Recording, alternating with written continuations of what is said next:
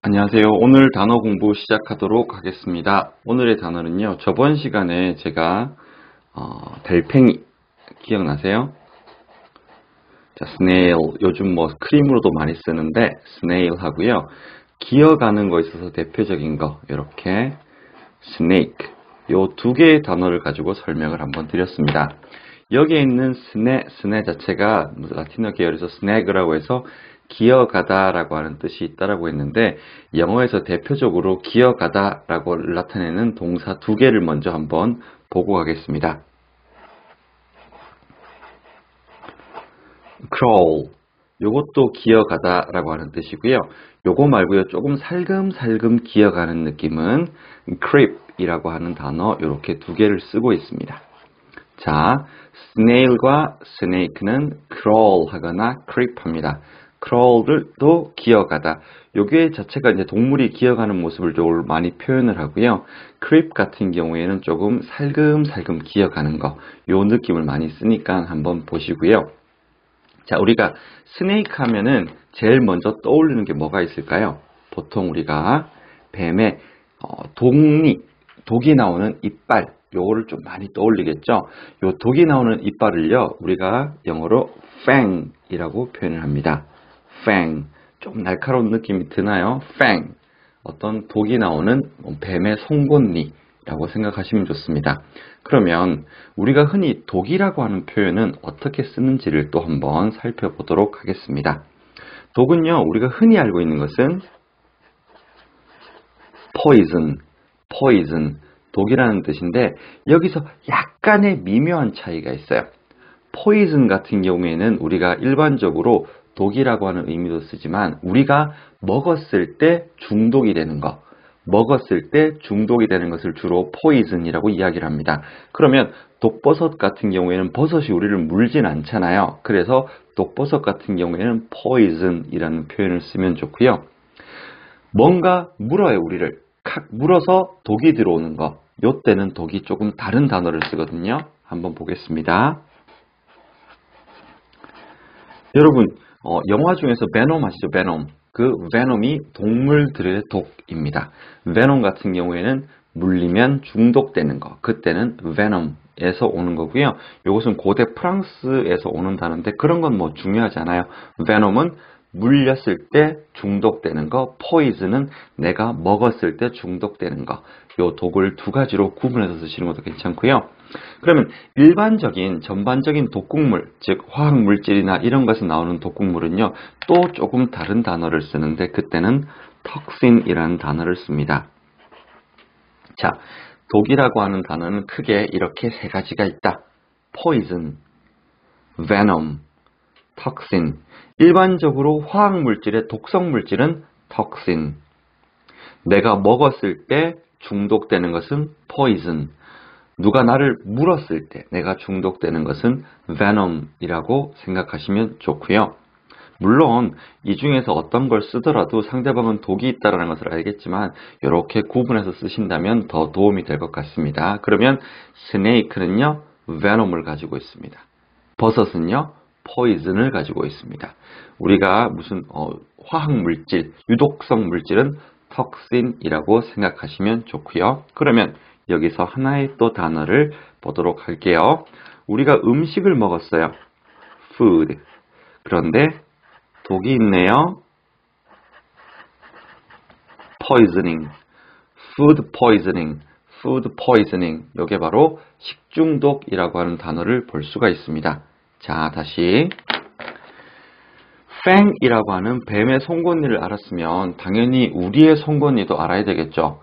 사람한테 있는 송곳니는요, 사람한테 있는데 조금 이상해요. canine tooth, canine tooth.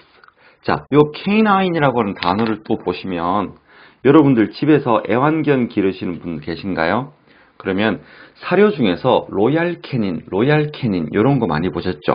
그 canine이 뜻은요, 개의, 즉 개하고 관련되어 있는 이빨이라고 하는 뜻입니다.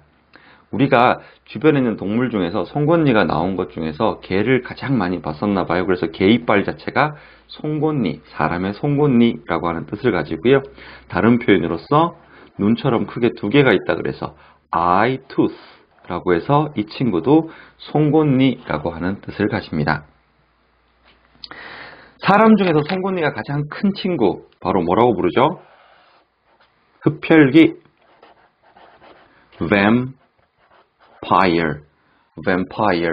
vampire 이라고 하는 단어도 볼 수 있고요. 흡혈귀, 뱀파이어는 여러분들 당연히 아실 거라고 생각이 듭니다. 그러면 뱀파이어는 주로 언제 다니죠? 밤에 다닙니다. 밤을 우리가 그냥 night라고 하는 단어로도 볼 수 있지만 요거 말고 조금 더 있어 보이는 단어, 좀 어려운 단어인데요. 한번 보세요. nocturnal. 자, 요 자체는요, 야행성의 라고 하는 뜻을 가지고 있습니다. 그러면, 되게 어려운 단어인데 어떻게 외우지? 여러분, 노래 중에서요, 유명한 우리나라의 가수가 부른 녹턴이라고 하는 노래도 있고요. 그 다음에 쇼팽의 야상곡, 이런 얘기 들어보셨나요? 거기에 있는 녹턴이라고 하는 표현을 들어봤을 겁니다. 자, 그러면 그 녹턴이라고 하는 것 자체가 nocturne이라고 하면요, 요거는요, 어떤 뜻이냐면 카톨릭에서 이야기하는 저녁 기도를 이야기합니다. nocturne. 그런데 저녁 기도라고 하는 것은 조금 조용한 분위기에서 잔잔한 음악을 틀어놓고 하는 경우가 있겠죠. 그때 트는 노래 자체가 nocturne이라고 생각하시면 좋고요. 야상곡이라고 하는 뜻을 가지고 있습니다. nocturne 자체가요, 어떤 거? 카톨릭에서 이야기하는 저녁 기도, 저녁에 가족끼리 모여서 조용히 하는 기도, 그때 트는 음악이 nocturne, 야상곡이라고 하는 것입니다. 자, vampire 중에서요, 가장 유명한 친구 드라큘라에 대해서는 다음 시간에 한번 설명을 드리고요. 잠깐 복습하겠습니다. snail, snake, 요 스네 자체가 기어가다라고 하는 의미를 가지고 있는데요. 영어에서 가장 많이 쓰는 동사, 기어가다라는 동사는 crawl이라는 단어와 살금살금 기어가다 creep이라고 하는 동사 두 개가 있습니다. 그러면 이 스네이크가 가장 가지고 있는 것은 venom을 가지고 있는 fang을 가지고 있죠. venom이 있는 fang이 있습니다. fang에서요, 뱀이요, fang을 가지고 우리를 물게 되면 venom에 중독이 되는 거고요. 그러면서 주변에 있는 버섯을 주워 먹으면 포이즌에 중독이 되는 겁니다. 음식을 잘못 먹고 독이 생겨요. food poisoning, 식중독이라고 하는 거고요. 화학물질의 독성 물질은요, toxin이라고 하는 표현을 씁니다. 그러면 이 뱀의 송곳니를 봤으니 사람의 송곳니를 봐야 될 텐데요. 사람의 송곳니가 의외로 canine tooth에서 개의 이빨, 개 이빨이라고 하는 게 송곳니고요. 다른 표현으로 eye tooth. 눈처럼 우리의 눈이 크게 두 개가 있잖아요. 이를 이해해보면은 여기에 양쪽에 눈하고 비슷한 위치에요. 크게 두 개가 있습니다. 그래서 eye tooth. 사람 중에서 eye tooth, canine tooth가 가장 발달한 친구 vampire, 흡혈귀란 뜻이고요. 이 단어는 라틴어, 프랑스어, 독일어 다 vampire예요. vampire. 자, 왜냐하면요, 라틴어, 영어의 근원이 되는 어떠한 단어들은요, 라틴어에서 많이 온다고 말씀을 드렸는데, vampirus라고 해서 이게 바로 vampire의 어원이 되는 겁니다. vampire는 주로 언제 다니죠? 밤에 다닙니다. night 말고 조금 있어 보이는 단어, nocturnal이라고 하는 단어를 볼 수 있고요. nocturnal 같은 경우에는 nocturne이라고 하는, 우리가 쇼팽의 야상곡 할 때 녹턴이라고 이야기를 많이 하잖아요. 그 nocturne 자체는요, 카톨릭에서 이야기하는 저녁 기도를 이야기합니다. 자, 오늘은 이렇게 단어를 보도록 할게요. 중요한 단어, 좋은 단어 많이 있으니까 많이 반복하시고요. 여러분, 반복만 하면은 누구든지 할 수 있습니다. 감사합니다.